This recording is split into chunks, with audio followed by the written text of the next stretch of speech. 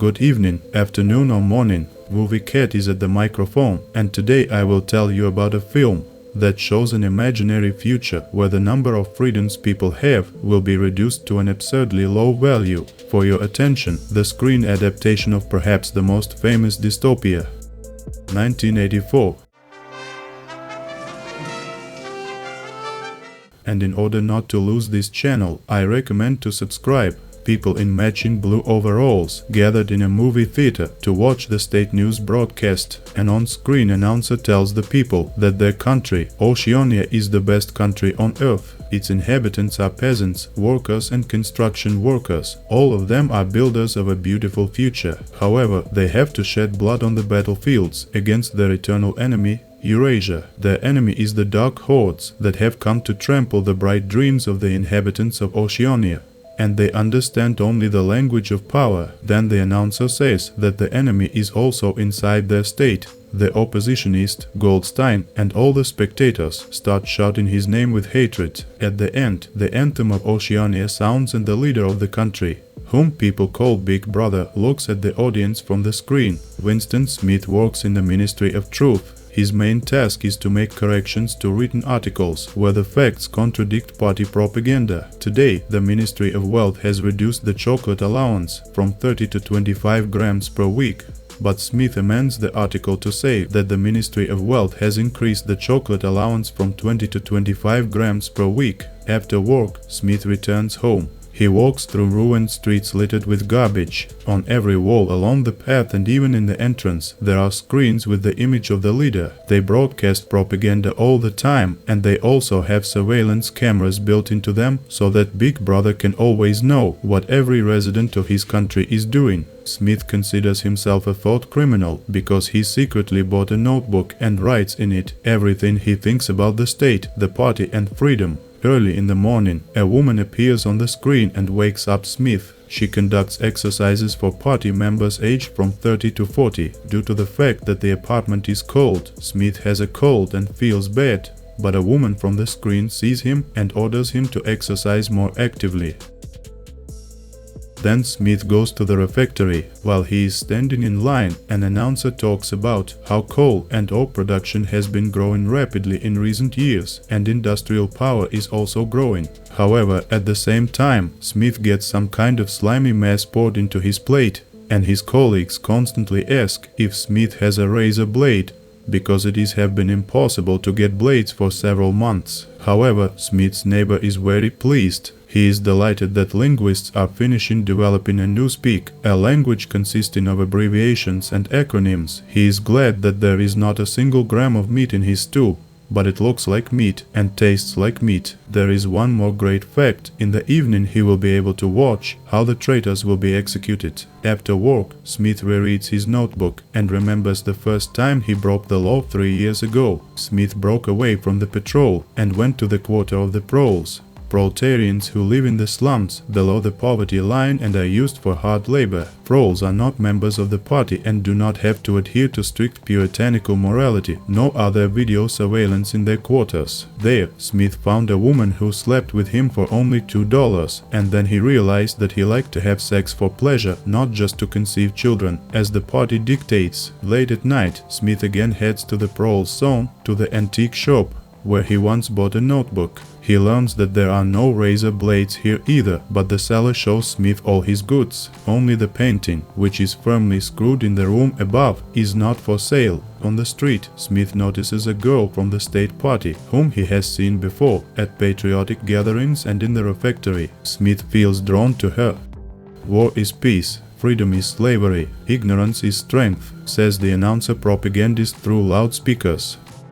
The next morning, on his way to work, Smith runs into the girl on the street, and then he finds a note in his hands. I love you, Victory Square. The loudspeaker informs that things are going well on the Eastern Front, and victory over Eurasia is a matter of the near future. Smith arrives at Victory Square, where today the prisoners of war are being put on the look. People are cursing them, spitting at them, and throwing stones. From behind to Smith is approached by a girl who says her name is Julia. She asks Smith if he has permission to leave the city, and when he says yes, she slits him another note with a meeting place and time. On the day off, Smith travels in an old train with rusty walls and somewhere broken windows. In the train, children from the youth patriotic organization sing that they are ready to die with honor for their great country. In the forest, Smith is met by Julia, who bluntly tells him that she adores sex. Smith admits that he hates everything that the party promotes: purity, piety, and morality. He wants everyone to be spoiled, like Junior, and be able to talk about sex openly. Afterwards, Smith and Junior have sex. A few days later, one of the doctors gives a lecture to the party members about how technology is being created that can surgically remove the ability to have an orgasm. In this way, people will lose the need for sex, the desire to create a family, and therefore each member of the party will cease to be detached from the collective and will not be attached to an individual person. After the meeting, Junior gives Smith a note in which she wants to meet again. Then Smith goes to the proles quarter, to an antique dealer, and rents a room from him on the second floor for $4 a week. Junior comes to Smith in this room and brings with her real sugar, bread, jam, milk, and even coffee, all products they have not seen for a long time. However, members of the inner party have all of these. Junior then changes into a dress and does her makeup. When Smith sees her, his breath catches with delight. They have sex, and afterwards Smith asks if there was a time when such things were considered normal. O'Brien, a member of the inner party, meets Smith on the way to work and says that he likes Smith's articles in the newspaper, but it seems that he uses an old edition of the Newspeak dictionary. O'Brien invites Smith to his place to give him the new edition. Smith goes to meet Julia in the rented room, and he says that luck cannot last forever. One day the thought police will catch them. They need to stop seeing each other if they want to survive. But Julia replies that she chooses to be with Smith. On the way home, Smith is almost covered by a bomb that falls on a nearby street. At work, Smith is given the task of writing an urgent message to the newspaper. Oceania is at war with East Asia. Oceania has always been at war with East Asia. Eurasia is a friend of Oceania. Eurasia has always been a friend of Oceania. Smith gets the job done, but he's confused because yesterday it was the other way around. In the evening, Smith goes to see O'Brien. At the entrance to a new, well-renovated house, Smith is met by a servant and taken to an office. O'Brien offers Smith a drink and explains that there is wine in the glass. Smith has never tasted wine and can't drink it, so he just gulps it down like cheap gin. O'Brien invites Smith to talk and turns off the Big Brother, another privilege of inner party members. O'Brien says that the resistance does exist, but not in the form of a unified force, but broken into small groups and even individuals. If the thought police caught the resistance leader Goldstein, he would not be able to name the other agents, because the list does not exist. O'Brien gives Smith the latest edition of the Newspeak and says goodbye unexpectedly. At home, Smith opens the book and notices that from each page of the dictionary, a page is being peeled off which belongs to another book titled The Theory and Practice of Oligarchic Collectivism. One of the chapters of this book says it doesn't matter if there is actually a war, and if it is, victory is impossible. Victory is not necessary. The war must continue. The main task of modern military conflicts is to destroy the results of human labor. A hierarchical society is possible only if the majority of the population lives in poverty. In other words, the purpose of the war is to keep the population on the brink of starvation. It is conducted by the government against its own citizens. Its goal is not victory over Eurasia or East Asia, but the preservation of the current social order. Every time they meet in a rented room, Smith reads Julia a book by Goldstein. One day, a seemingly screwed picture suddenly falls from the wall and Big Brother appears under it, telling Smith and Junior not to move. The thought police specially created a prohibited shop in the quarter of the proles and put their employee as a seller in order to provoke the party members who came here to commit crimes. The shop and the room on the second floor are something like an apple hanging in plain sight, but it is prohibited to eat it. In the cell, Smith meets an acquaintance who, after many hours of torture, says that he is a thought criminal and an agent of Goldstein, although he himself did not know it. In a dream, he said, "Go away, Big Brother," and his daughter, who heard it, handed her father over to the thought police. After some time, O'Brien, a high-ranking official of the thought police, enters the cell. O'Brien says Smith they are in the Ministry of Love. For many weeks, Smith is tortured. His bones are stretched on the special machine.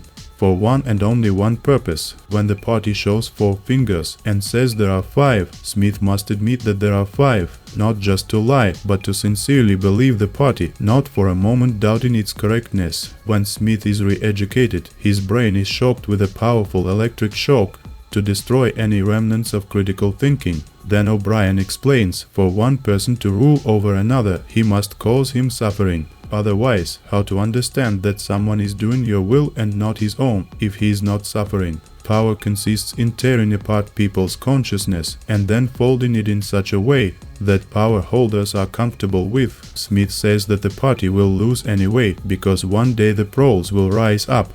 And also there's Goldstein's book exists. O'Brien calmly replies that the proles are helpless and that he, O'Brien, wrote Goldstein's book himself. When Smith, exhausted by long months of torture, asks to finally kill him, the Ministry of Love suddenly releases him. Smith is sitting at the bar drinking gin. Julia, whom he invited, comes to him. She also looks exhausted because she has been tortured for a long time too. The TV screen says that at 3:30 p.m. an important message is expected regarding the war with Eurasia. Julia admits that she betrayed Smith and told them everything. She's glad they were caught and treated before it was too late. Julia leaves, and Smith sees on the TV screen that Oceania has conducted a military maneuver in Africa and captured over 1 million Eurasian prisoners. Smith rejoices at such wonderful news and cannot hold back tears.